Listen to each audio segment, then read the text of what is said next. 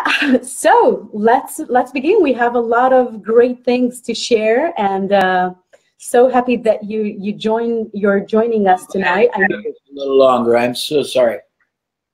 Oh no, it's great. Just happy that it worked out. So it's daytime over there, right? What is the time now? It's about 11:37 to be exact. What time is it there? Well, it's 9:38 p.m. Evening time. So yeah, let's rock and roll. Okay. Perfect. Go ahead. Yeah. Okay, so good evening, everyone. I'm really excited to host tonight the man and the legend, Jay Abraham. He is actually one of a kind, and if you don't know him already, he's worked with many businesses, and actually I know that so many things to say about you. I don't know really where to begin, but let's start from the beginning. Okay, so you've been working with actually more than 12,000 businesses, more than 465 industries. You've shared a value in a way that you've been able to actually make your clients earn $9.4 billion with exposing them to marketing methods and a different way of thinking. You call it sharp thinking, and you are behind the business success of Tony Robbins and Stephen Covey, Diamond Jones, Harvey McKay, Brian Tracy, so many others. And you've been able to... Let's just say that I've been blessed to have influence upon some of their thinking. Oh, well, I know that, I know that when you search on Google, Jay Abraham, it's more than 4 million searches after your name, and all, are positive. So you have... I'm excited to hear that. Thanks for telling me. Yeah. So let's start from the beginning, shall we? Sure.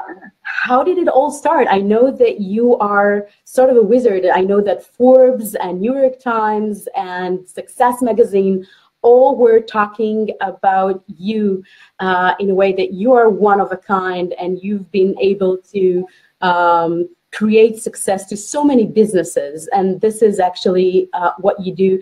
And how did it all start? Did you always had this passion to businesses?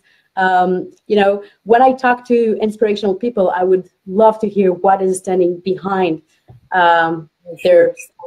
It's coincidental. I was talking to another colleague today about some of my origins, so it's relatively fresh. I got started in business at age 18. I was married very young, had 2 kids at 20, had the needs of somebody 40. No one really cared. And I was drawn towards entrepreneurs who, A, would only pay me on results, so I had to learn how to perform. And secondly, entrepreneurs who were very focused on either adding value or filling gaps or bringing more benefit advantage to the segment of the market. And I was very frankly, a business transit. I would work in one industry, not business, and get bored with another. And after a few iterations, I realized that people in one industry didn't have a clue how people in another industry marketed, what their strategic approaches were, their business models, et cetera, et cetera. And I was able to take elements I had learned from one industry, not business, combine them with elements I had learned from another industry, not business, and create hybrids that when you introduce them to a third industry that didn't know anything about it, they were the only ones using it. It created enormous advantage, not because I was necessarily that bright, but rather because most people just weren't aware of it. So I had started that way, and over many, many, many years, my knowledge base in strategy and marketing and advertising and interpersonal relationships and value creation and distribution models and preemptive thinking just grew and multiplied. I'd like to hope geometrically, and here I am. It's a lot. I mean, a lot of things happened, obviously, in between, but that's sort of the short of it. Wow, it's really inspirational because when you come to that kind of success and you affect and touch people's lives in a way that actually shifts it 180% in a lot of times, in a lot of cases, this is something that I know that there is so much to learn from you. What would be, just let me make a little pause, because I know that you were, you actually agreed to share a gift of yours with the people that are joining us live. So I'm going to mention this shortly with the viewers, so they'll know that they can receive it. Whoever wants to actually receive this great gift of Jay, just say yes in the comments and we'll make sure to send it over. It's only for you guys, so please do not share that. It's from Jay. He was generous enough to share that with you. So whoever wants the gift from Jay, just say, write yes in the comments and we'll make sure to send it to you. So the next question is actually, what would be the best advice for young business owners or entrepreneurs with big dreams and no cash? It's find partners for whom they are a great complement. I'll give you a great story that will indicate it. Years ago, I started going to China. I've gone there for 8 or 9 or 10 years, I don't remember. And when I first came, there was a young man who came to one of the programs, and he was frustrated because the banks wouldn't lend him money to grow his business. And it turned out he was a motorcycle manufacturer, a little one, in one city, believe it or not, because the population is so large. But he had a dream of going all over Asia and opening a factory and getting salespeople and having dealers. And I asked him what he would do with the money if he had it. No one would lend him money. And he said, I'd open a factory, I'd hire salespeople, I'd get dealers. And I said, okay, well, you don't need the money. You just need to find someone else compatible and not competitive who has a similar market, already has all the resources, but has a problem because they only have one product line, and you would be very complementary. And if you partner with them, you can use their manufacturing, their distribution, etc. And I came back a year later after that very short piece of advice, and the young man came to the mic again, and he was just smiling like a Cheshire cat because he'd gone to Malaysia. He'd found in Kuala Lumpur the #1 lawnmower manufacturer in Asia. They had a huge factory that was underutilized. They agreed to partner. All he had to do was bring tool and dies, which those people that don't know, those are the elements that help mold and form the metal for the construction of whatever the product is, in this case, motorcycles. And they already had hundreds of salespeople. They were in 8 countries. They had thousands of dealers. And he said in their first year together as a partnership, they split $10 million of profit. There's very little that you need resource-wise that someone else doesn't have, first of all, an abundance of, a surplus of, but also that you can't be a solution to a problem they have. For example, somebody sells one product or one service one time, and they have a buyer base that they invested a lot of time, effort, money, marketing in, and they have nothing else to sell them. You might be a great complement, or you might be a great product to package in with that so that the other company increases the unit of sale and the profit, and you guys split. Or you might be a great entry-level product for that company, or a product they can offer if their prospects don't buy. There's a lot of, there's just an enormous spectrum, and we have 2 videos that are also transcribed on this topic, and each one's about 90 or 120 minutes, and they don't sell anything.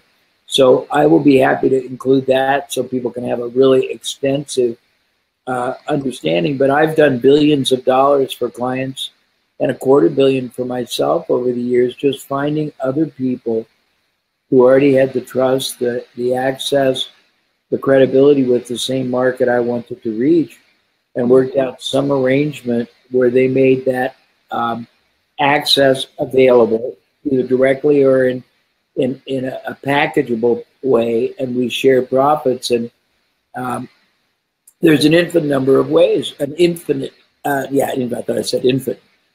number of ways. And any small, medium, large business owner, if they have no capital or limited capital or resources, any resource you need, I think somewhere we've got a list, I don't want to promise and not find it, of 100+ different ways you can utilize other companies' resources and only pay for results. But it requires ingenuity. It requires the ability to identify who already has the resources that you want. For example, years ago, we did a deal with a hospital and a laboratory delivery service that would go to doctors, and they would get all the blood and the urine samples, and they had to bring them back in a timely way or they would be compromised. But on the way back, the trucks were empty, and we made a partnership with regular delivery services that were not doing that well because they had the expense of the truck, the driver, the office. We already had all that, so we took over the responsibility of delivering their packages for them on the way back when we were empty, and we split profits. They got to eliminate their drivers, their trucks, their insurance, their scheduling, their dispatch, and we already had it, so it cost us nothing, and together we made millions of dollars for each other. So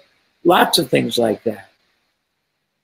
Wow, so it's actually sharp thinking and being creative, think outside of the box all the time and see the possibilities and the options. And I bet that a lot of businesses and entrepreneurs that you talk with do not see, let's say, half of, or a slight thing of the way or the options that you can actually give them, which can change the game like that.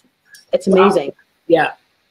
I was very, very young when I learned what I call optimization, which is, it's for business, I guess I would call it a science of getting the highest and best use out of every effort, every access, every dollar, every relationship, every unit of human capital, intellectual capital you have. But you can't optimize unless you first get at least a general idea of the various options, opportunities, possibilities, and approaches and alternatives that are available. And most people, they follow the herd. They do what everybody else does in their industry the same way they do it. And they get frustrated when they don't get a better outcome, but everyone's doing the same thing. If you do something higher and more powerful, profitable, impactful, you're going to get a much different outcome than if you do the same thing a little better or worse than everybody else. Definitely. I totally agree. Another question, and I think that a very good, let's say, key point to let the people know, actually, if you want to ask Jay questions, specific question, you'll have a great opportunity to do that. You have to take under consideration that to consult with him for an hour, I think it's $5,000, right, via phone. And we just do days, and it's days more expensive. But yeah, I don't do hours anymore. It's too much pressure. I don't want to have that much pressure. But we do days, but they're 6 figures, so it's a lot of money. 6 figures, okay. So it's a lot of money. So you have actually the opportunity to ask questions live. So if you have a question, just type it in. If you want to get the gift that Jay has for you, just say yes in the comments and we'll send it to you. The next question is actually, what would be the best way to stand out in your field when we have a lot of, let's say, competition, and I know that a lot of I can guess that a lot of business owners come to you and ask, how can they, survive all this, a lot of other people that actually give the same things over and over again, if it's a service or product. What would be your advice for the listeners that are out there in order to, find their X factor or something that, makes them unique? Sure. Well, the first thing is you've got to understand value creation, and value is a very subjective thing. What I value very, very highly, you may have no interest in at all. So if I want to add value to your life or to a transaction or a product or service, I can't do it until I understand you well enough to know what you value, and then I've got to give you a greater benefit, advantage, protection, enrichment through either adding things to the transaction, supporting it better, educating you better, guaranteeing it better, engineering more performance in whatever it is. If all I'm selling is a commodity, there's no reason, for you to buy mine over the next person's. If I have more value to create, and there are ways to do it. One is adding other components to the transactions. Two is attaching a very powerful and very specific performance guarantee to the transaction. The other is extending the support period if it's intangible. The other is to package different things together at a very advantageous price over what they would cost separately. The other is to be much more skilled in what's called consultative or advisory selling, which is to listen to the prospect and to gauge really what they want, need, so that you can be more of an advisor. I've created something years ago that's become a sort of a trademark, and it's called the strategy of preeminence. And it basically is a ideology, philosophy, strategy of establishing yourself as the most trusted advisor in the category to the market you're serving. And in order to do that, you've got to be able, first of all, to give them really trustworthy advice and counsel. And that means not letting somebody buy more than they should or less than they should, in less quantity, quality combination than they should, and in less frequency than they should. It means being able to express to them in very clear-cut verbiage what they're trying to get closer to and getting away from. It means distinguishing yourself in their mind in a way where you show that you appreciate, you understand, you recognize and respect whatever their life view is.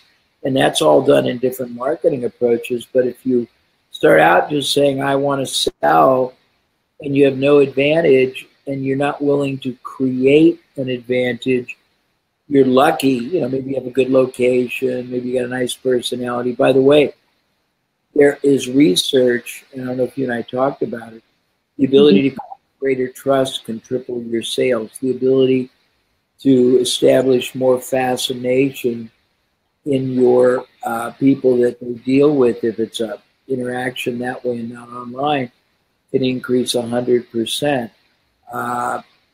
You can get more. You can get up to 5 times more productivity out of your team. There's a lot of soft skills that you're teaching, and I'm curious because I've been thinking a lot about your topic, and I have a mental construct of what I think it should be, and I have a feeling that my thinking is probably different than yours. So offline sometime we'll talk about it, because I think I can even expand it for you, because I thought I was explaining what I thought it should be, not what it is, but it should be, to a colleague the other day. It was pretty fascinating. But I think you've got to be able to really, one of the keys is most people in business fall in love with either the freedom of being an entrepreneur or the product they're involved in or the company they're building.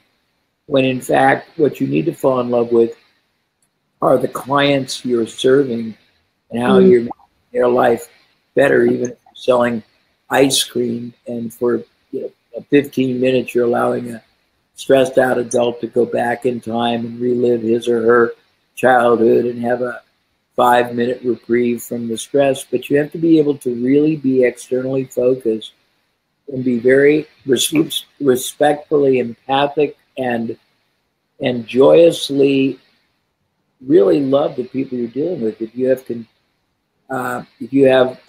what's the word I want to use? Not just resentment, but contemptuous disdain for something that is really the life force of your business, it can't possibly produce an optimal outcome. You also have to be very, very enthusiastic and passionate about all the people that work for you, so that they will feel a part of a vision or a crusade or a mission that you're on in behalf of the marketplace. I mean, there's a lot of cool things. I don't know if this makes sense or not, but these are the kind of things that are very relevant. Sorry?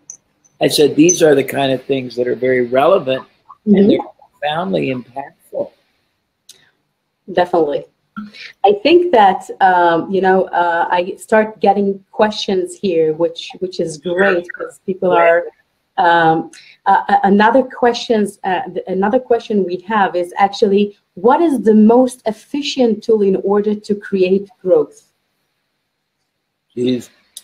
Well, I think probably it's to be strategic. If you don't know what you're trying to get to and how you're trying to get to it, and the game you're playing, I have dogs, I'm at home and you might hear them barking, I'm sorry.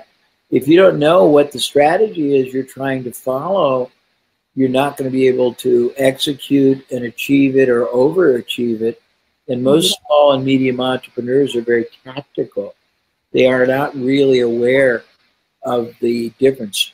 If you switch from being tactical to strategic, it can double or triple your successes. But if you have a strategy that is based on ever multiplying success, you also have to know that there is a geometric factor in every business. And if you work on the geometry of the business, the same effort or less, the same time or less, the same capital investment or less, the same marketing or less can produce multiple times greater result now. And if the strategy is right, that buyer can come back over and over and over. And if the strategy is really right, that buyer can come back over and over and also be referring other people as well. And it's all strategic.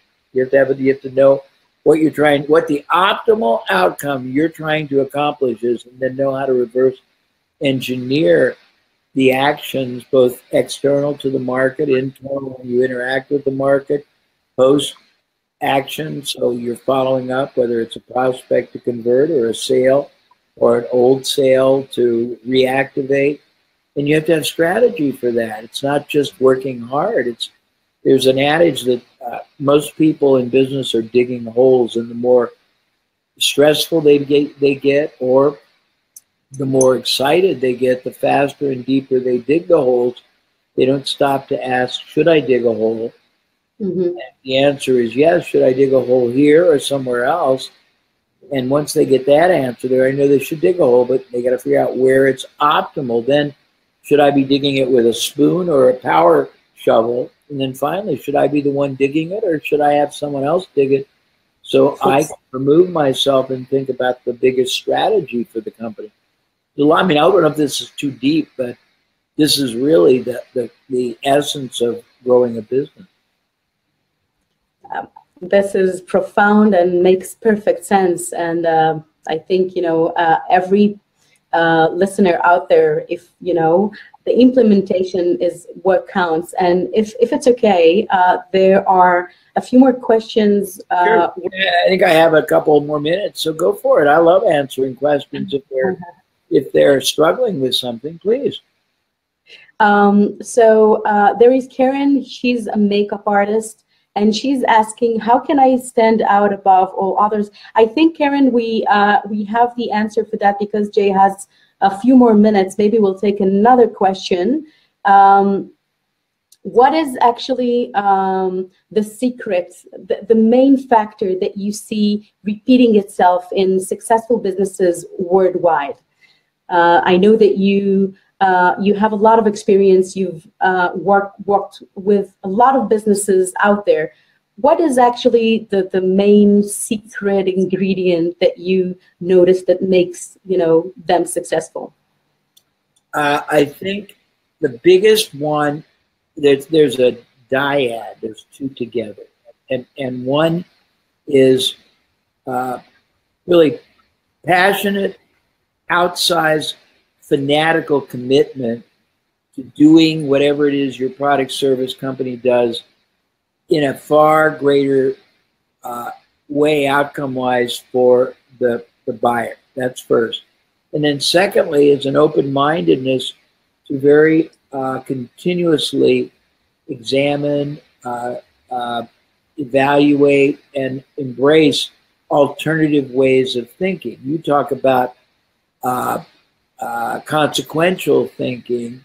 Mm-hmm. I talk about funnel vision versus tunnel vision. I talk about critical strategic thinking. I talk about things like that. And I think the more rigid you are, the less successful you will become. However, rigidity can be very good if you stay focused. Some very high percentage of entrepreneurs worldwide that are successful are ADD, ADHD, and they have to work very hard to stay on one point. I have that same problem. So if you can stay on point, that's great. But if you're too rigid in your openness or your lack of openness to embrace alternative ways of reaching markets, offering products, adding value, you're going to limit dramatically your opportunities. Thank you so much. I would like to thank you so much for your time. I know that there is some kind of tech problems with them. I cannot hear you, but we tried our best. So I would like to thank you very much for being here with us tonight. And thank you for your time and for the great value that you provide worldwide. And I know that you do it with a lot of passion and a lot of value. So I would like to thank you in the name of all the listeners, and actually let you know for the last time, Jay was generous enough to provide a special gift of his in order for you to take your business to the next level. So if you want to receive Jay's gift to you, just say yes in the comments. This is only for you. Please do not share this with anyone. This is only for the ones that are with us live. So you are more than welcome. Thank you so much, Jay. Thank you. And we will talk soon. All right. And bye. Good night and Chag Sameach. Bye-bye.